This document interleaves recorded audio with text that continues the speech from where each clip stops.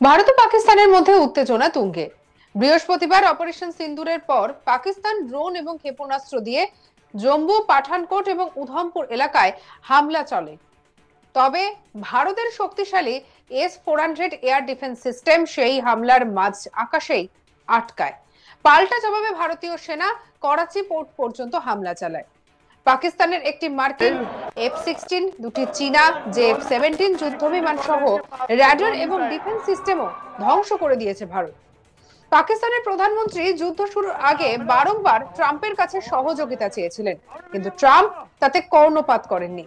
তবে বর্তমানে যে পরিস্থিতি, তাতে করে এই যুদ্ধ থেকে আমেরিকা নিজেদেরকে দূরেই রেখেছে।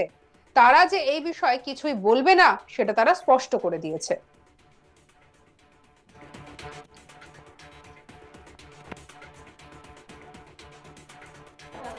मिसाइल लगा है, अरे ड्रोन वाला है, ड्रोन मिसाइल है, ड्रोन मिसाइल सिटी कॉलेज के पास में ड्रोन मिसाइल है, ड्रोन मिसाइल है,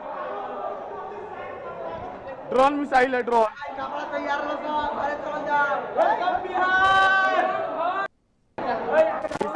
है।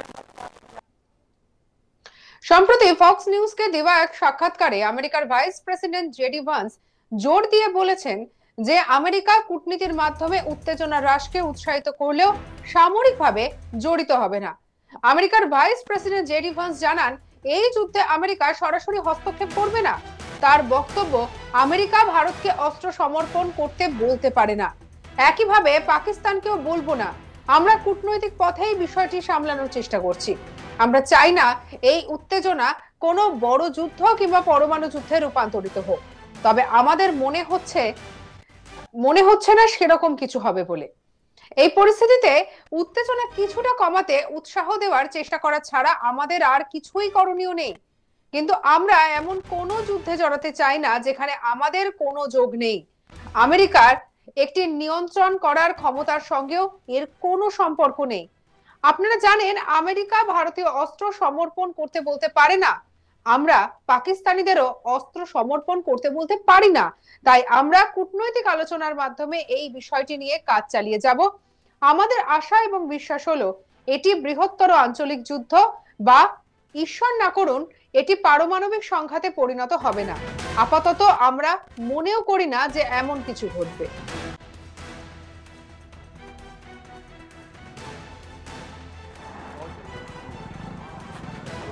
ओ पीछे तीन इकट्ठे हमने मारते पे ओए ओदे बचांदे पे मैं इधर उधर बजदे पे अंको देखो पर ओ हन्नी यार कहंदा ओ हन्नी चलो चलिए ओ लाइटा बंद कर दो अब लाइटा बंद कर दो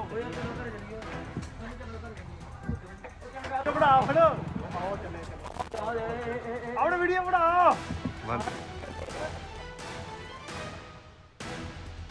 ভারত পাকিস্তানের মধ্যে অশান্তি চরম আকার ধারণ করেছে।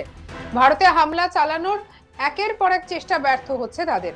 পাল্টা প্রত্যাঘাতে একেবারে থরহরিকম্প পাকিস্তানের। ভারতের বায়ু এবং নৌসেনার অ্যাকশনে দিশেহারা পাকিস্তান।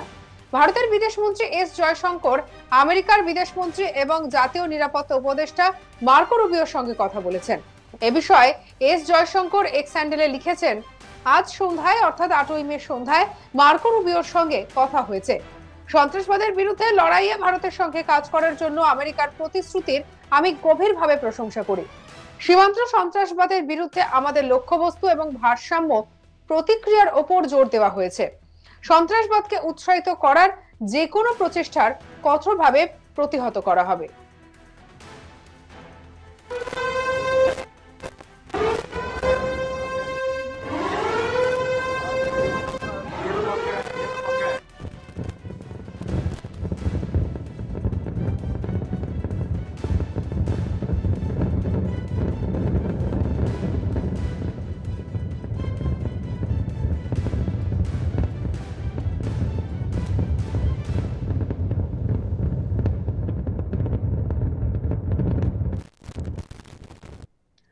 এস জয়শঙ্কর ইউরোপীয় ইউনিয়নের ভাইস প্রেসিডেন্ট কাজা ক্যালাসের সঙ্গেও কথা বলেছেন।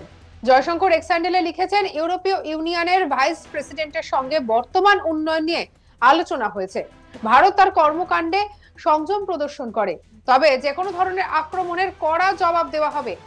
ভারতের আকাশে JF-17 এবং JA-16 যুদ্ধবিমান পাঠিয়ে হামলা চালাতে চেয়েছিল পাকিস্তান। হাড়ে হাড়ে টের পেয়েছে ভারতের সেনাবাহিনীর ক্ষমতা। বায়ুসেনার এক চালেই একেবারে কুপকাত দুই শক্তিশালী যুদ্ধ বিমান। একই সঙ্গে পাকিস্তানের আওয়াক্স বিমানকে সে দেশের পাঞ্জাব প্রদেশের মাটি থেকে উড়তেই দেয়নি ভারতের অত্যাধুনিক এবং শক্তিশালী এয়ার ডিফেন্স সিস্টেম। এছাড়াও পাক ড্রোনগুলিকেও মুড়ি মুড়কির মতো গুলি করে নামিয়ে দিয়েছে ভারত। জম্মুর এয়ার স্ট্রিপে রকেট হামলা চালিয়েছে পাকিস্তান।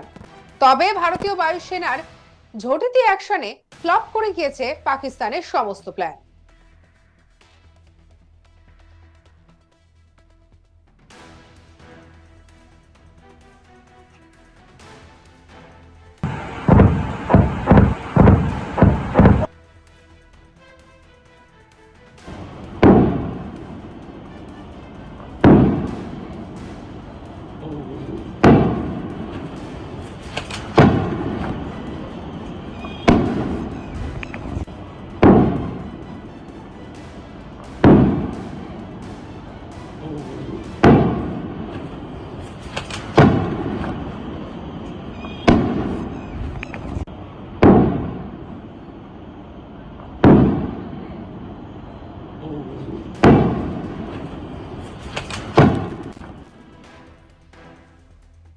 বৃহস্পতিবার রাতে যখন নিয়ন্ত্রণ রেখা এবং সীমান্ত এলাকাগুলিতে ড্রোন হামলা চালানোর চেষ্টা করা হয়, তখন উধমপুর, সাম্বাদ, জম্মু, আখনুর, নগরকোটা এবং পাঠানকোট ভারতীয় বায়ুসেনা ডিফেন্স ইউনিটগুলি কাউন্টার ড্রোন অপারেশন শুরু করে।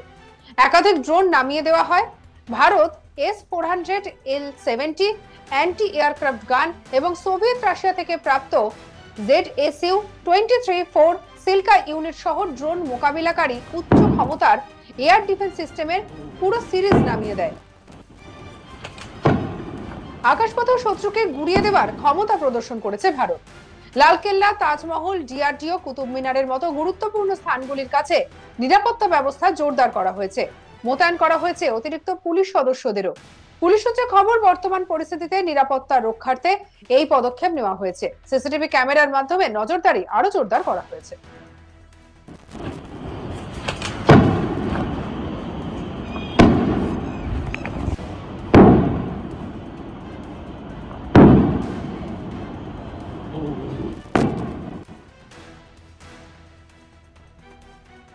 সঙ্গে রাখুন আজ তাক বাংলার ইউটিউব চ্যানেলকে। অন্যান্য খবরের জন্য লাইক, কমেন্ট, শেয়ার, সাবস্ক্রাইব করতে ভুলবেন না।